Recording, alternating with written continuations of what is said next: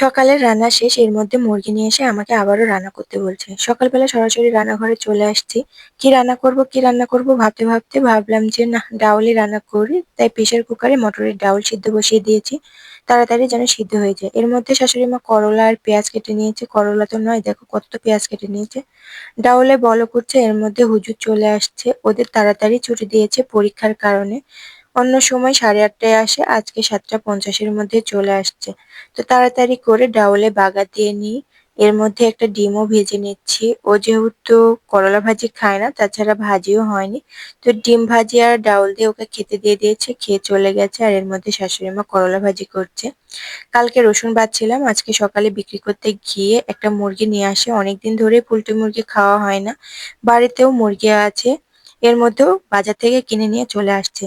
তো এই তো কাটাকুটি শেষ। সকালে রান্না করতে বলে কিন্তু আমি রান্না করিনি, বিকেলে রান্না করার জন্য ফ্রিজে রেখে দিয়েছি।